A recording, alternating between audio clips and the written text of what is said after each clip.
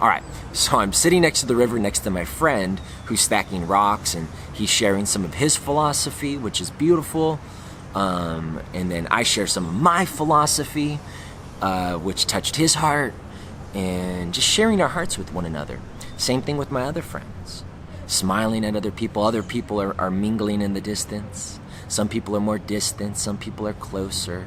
Some people are in the water. Some people are in the hammock. Some people are laying on a chair.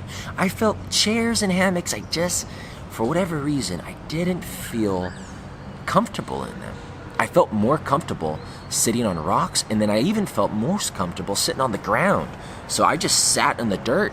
I sat on the moss. It just felt good to be connected. I felt more energy when I sat on the ground than when I sat on a chair. When I sat on the chair, it felt so superficial, which is bizarre because in my sober state, I never sit on the ground. I always sit on chairs. So go figure. There you see a lot more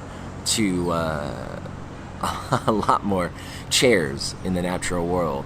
Everywhere's a chair. Everywhere's a seat.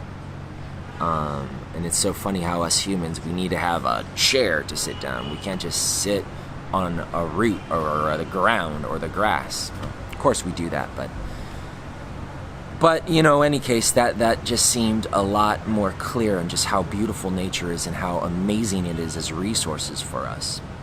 So anyways, as I'm doing that, I feel the sun. And I just take off my shirt. I wasn't cold at that point, and I just stood under the sun, just basking in the rays of the sun and just filling up. And as I did that, I felt the masculine spirit. And I can see how the sun is related to the male essence, and how the moon is related to the female essence, because the sun just felt so masculine. And I started to realize, oh my God, in ayahuasca, I had such a feminine concept of the universe, a very female spirit, a feminine spirit. And I pretty much had assumed that God was a woman after my ayahuasca experiences, because that's how God appeared to me. Some people could call it Mama Ayahuasca. It appeared to me as God. I don't want to get lost in the details, but now under the sun with San Pedro, I felt God is a man. And then I thought, oh no, but God is a female. Oh, it's both. God's a man and a female. It's you need both essences for life. And I felt that both essences are spread throughout the universe, both the male and the female, which is, you can see it all the way down to the microcosm in us, as well as other animals and other life forms as well. So in any case, I'm feeling great.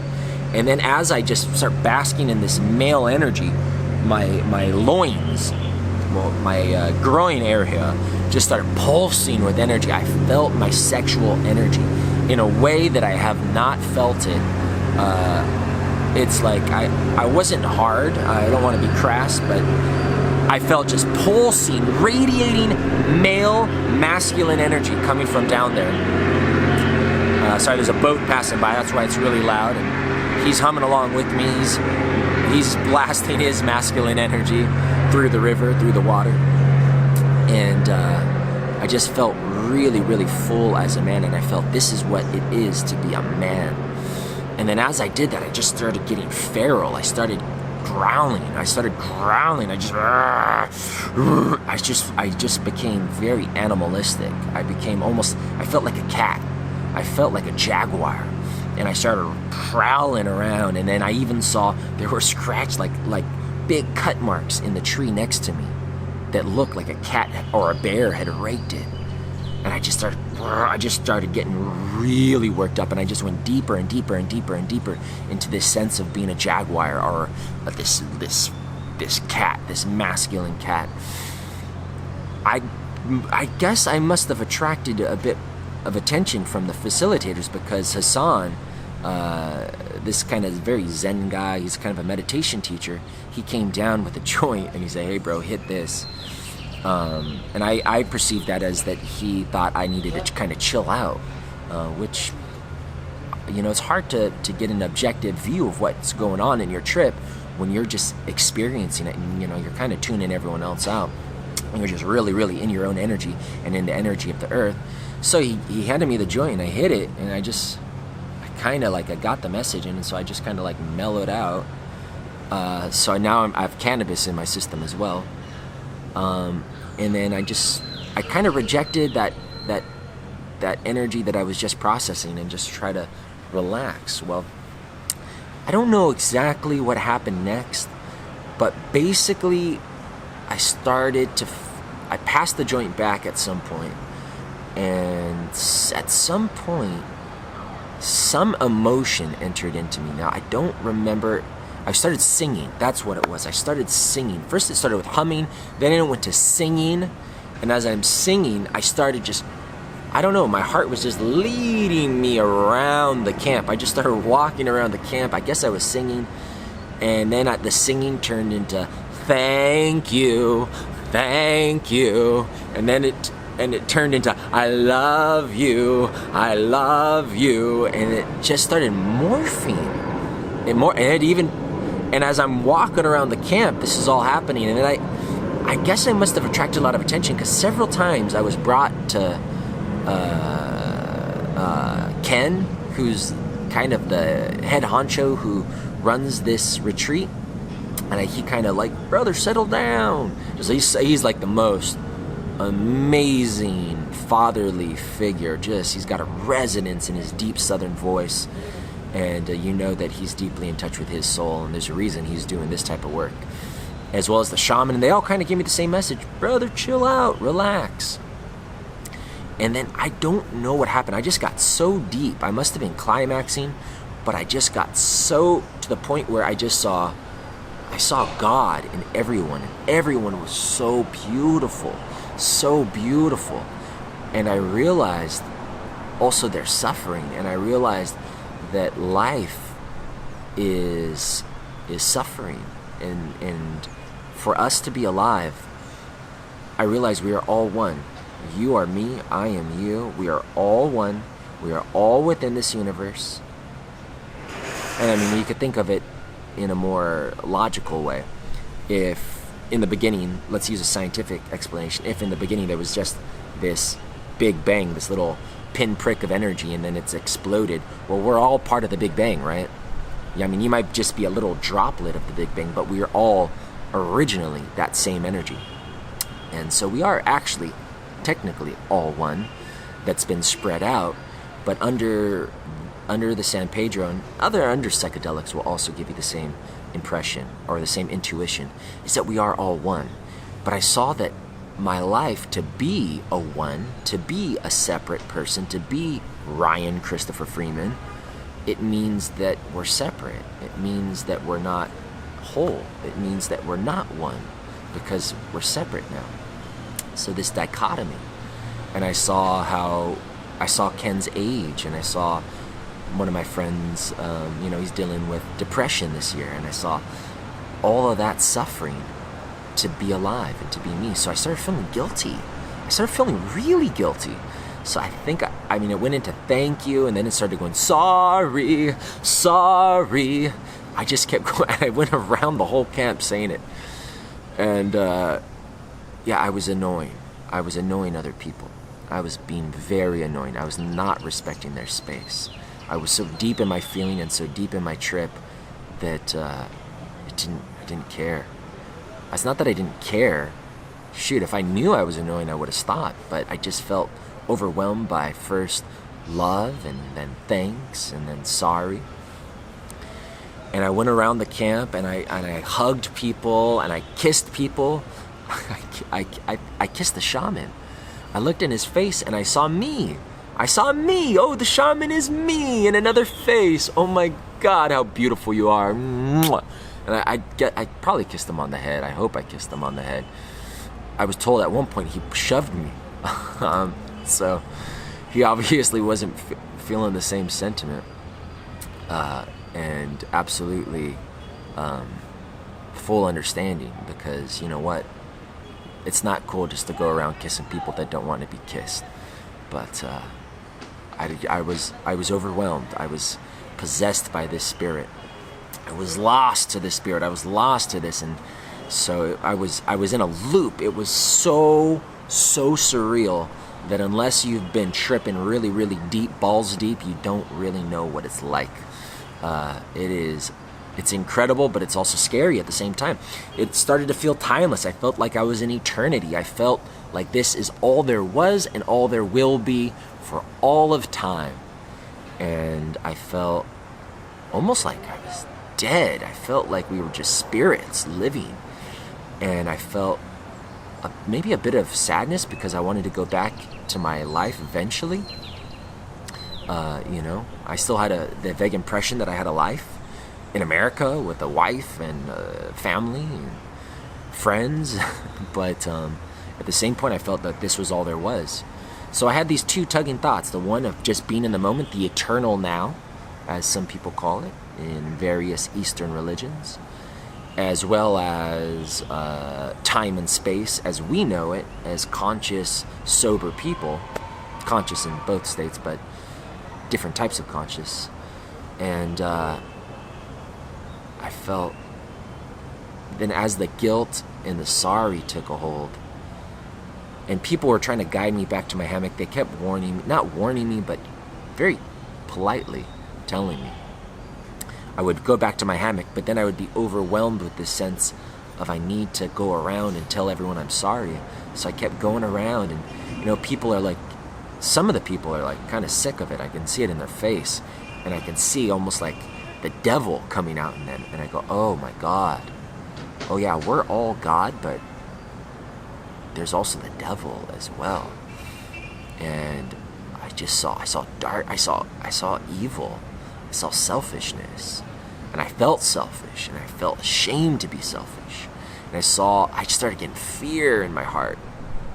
And as I got that, I felt like I was dying. I felt that I was dying. And then, I don't know if someone told me to get water or I had the impression that I needed to get water, but I gotta live. So I went and I got a bottle of water and I drank it, and it felt so good. And I just said, water is life. Water is life. I don't want to yell too loud, but I yelled at the top of my lungs, and I went to the river. Water is life. And I'm just yelling it. And I felt really good.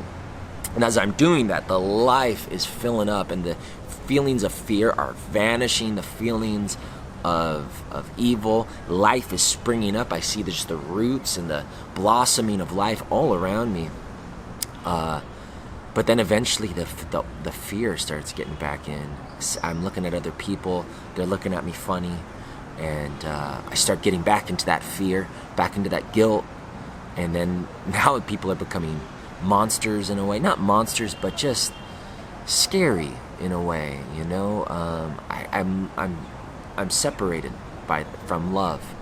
I realize I don't love them. Why don't I love them? They don't love me. Why don't they love me? So I start getting separated, and I start getting deeper into that fear. And so I'm going around trying to love them, trying to apologize for not loving them. And they're just kind of nodding their head at me, and okay, we've heard this before, dude. Probably in the sober, they're like, all right, bro, go take a chill pill, go lay down in the hammock. But from me, it was like, oh my God, oh, what have I done? And so I just said, I don't know all of the words. There's a lot of things. I felt like I had to live eternally to show them that I love them. I thought that the universe is a symbol of love. That the universe's purpose is to show us how much we're loved. God loves us so much that we have a universe, because God could just be one. He could just be one. But instead, he's decided to split out into stars and planets and people to allow us to live, to give birth to us. We are his children, and we're so gifted for that. But I still felt at the same time I was the universe, so it was a weird feeling. I felt responsible. And then when I felt responsible, I felt like, God, just being alive is a guilt trip, because we all live another life. They brought around fruit and stew, and I felt like I'm eating myself. I'm eating the universe. I'm eating life in order to sustain myself. Living is a selfish action. And even the thought of suicide crept in. I'm not suicidal whatsoever, but at that point, I thought, I didn't want to kill myself, but I just thought, is that is that what the vision is telling me? Is that to live is selfish and selfish is evil, right? Selfish is evil, right? Well, it was needless to say, it was an extremely dark trip.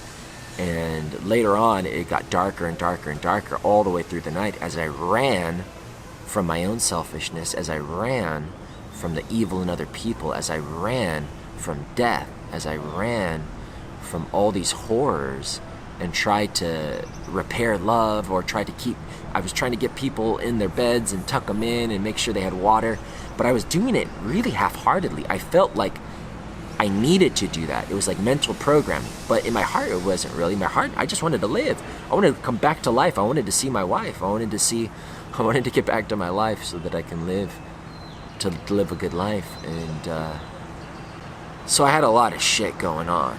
And you probably think I'm crazy, and I was crazy at the moment. Hell, I probably still am, but it was very, very scary. At one point, one of my friends shifted into the devil. He said, "You got to pay the devil his due, and you got horns." Well, the next day, I was shocked. I had 4 beautiful ayahuasca sessions that connected me with God. I was able to remove a lot of toxic energy, forgive my parents, forgive myself, forgive all these other people. And then San Pedro during the day, which starts with connecting with nature, leads me to the devil. I just felt blasted. I felt awful. I apologized to everyone in the morning multiple times. And everyone was very kind. Everyone's like, "I love you, brother. Don't worry about it," which is really cool when you're at doing psychedelics with people who can understand you.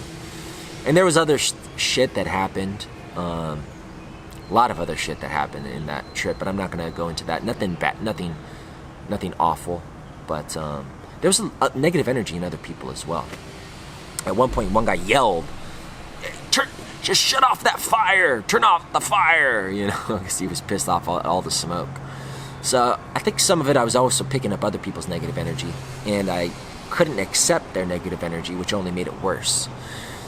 I didn't understand their negative energy. I didn't accept it, and that made it worse. So yesterday was a hard day for me because these impressions were so powerful. It was more powerful than my previous 4 trips, although they were very powerful as well.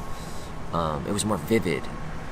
And so yesterday was hard, and even this morning was hard. But, after a psychedelic trip, whether it was a good one or a bad one, eventually your brain reaches equilibrium. It tries to go back to itself. You still have those lessons that you learned and that you want to integrate into your life, but it was hard for me to reconcile the lessons that I learned with ayahuasca with what had happened to me in San Pedro. I didn't even really know the lesson.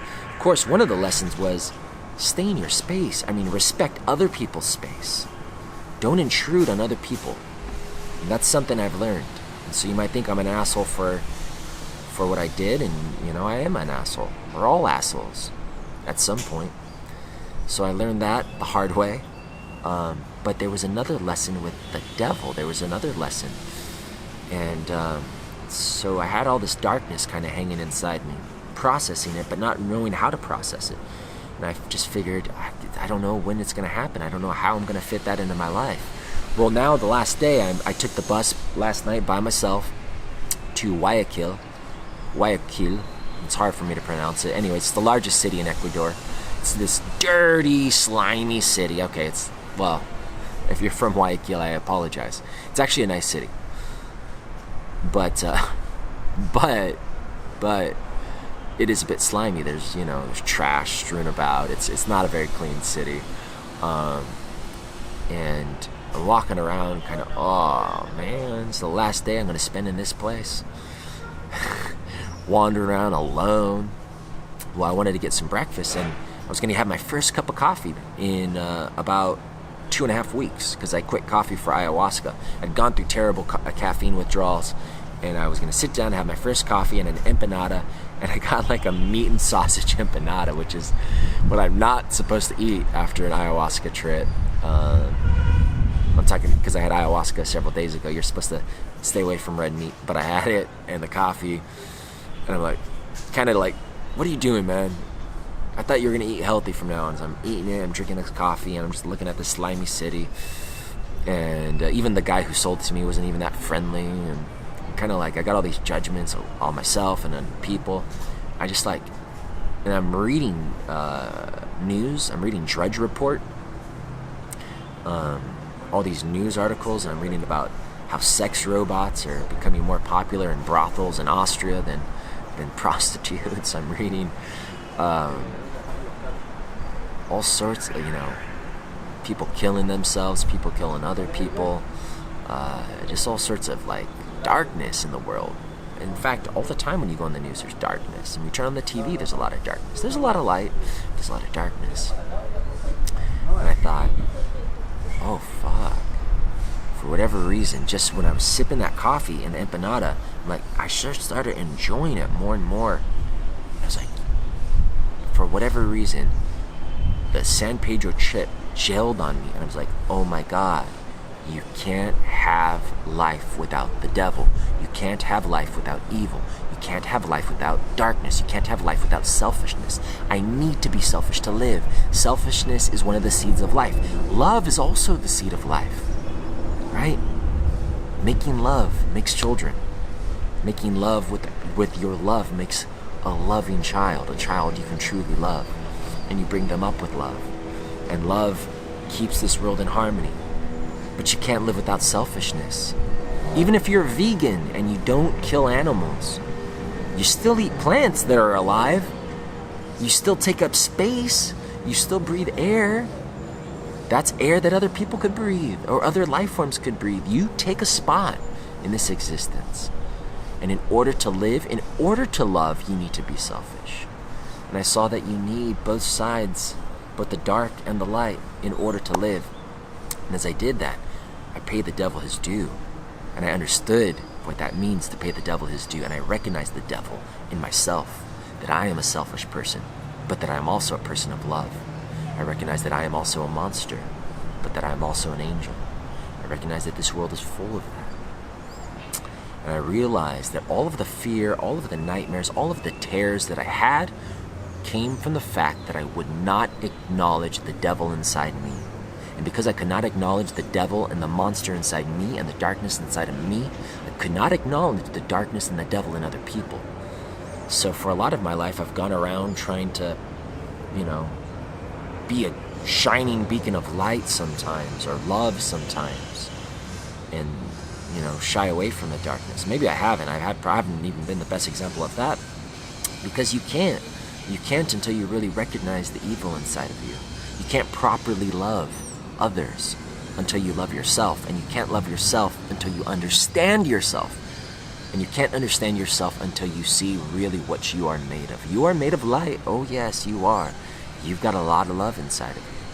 You can have that. That's the seed of life. But you also have selfishness in you. You have ferociousness inside of you. And you can't have one without the other. Not wholly. You can't be whole. You can't be whole. And I really understood what the meaning of being a whole person. Not a holy person, but a whole person. So as I did that, whoa, oh my God, my experience integrated. My San Pedro experience totally made sense. I understood why I was scared. And then I wasn't sad that I had it. In fact, I felt it was the best lesson I had. It was the best experience that I had, because I needed to pay the devil his due. So that was a really, really happy ending, because I was feeling down. I was feeling like, God, man, I got some great lessons from ayahuasca, and I got that scary experience from San Pedro, but where do I go from here? Like, I kind of lost my focus. But now that I integrated the darkness inside of me, and I feel so much better, so much lighter, so much stronger, I'm ready to live life, man. I'm ready to fucking live life. And I don't care about cussing, motherfucker. I'm not calling you a motherfucker. I still love you guys. I love motherfuckers. I love people who say fuck. I love saying fuck. Life is a trip. You gotta love it. You gotta accept it for what it is. And if you're running from it, you're not gonna feel happy. You're not gonna feel whole. So if that resonates with you, take a look in the mirror. Don't just try to see the good spots. Don't just try to see the young spots. See it all. Look at your gray hairs. Look at your wrinkles. Look at the devil inside of you. Know that you're going to die, but also know that you're alive. And know that as you're alive is an opportunity to love. And as you're alive is an opportunity to live. And that it is the most precious gift. The most precious gift in all the universe. And, yeah, we're blessed. Anyways, guys, that's my last trip report for now. I'm going to be back in California sometime around midnight tonight, and I'll be with my bride, my wife. Oh, I keep calling her my bride. She's eternally my bride. And yeah, I'm looking forward to using this energy back on the other side, guys. Love you, and I wish you the best. And we are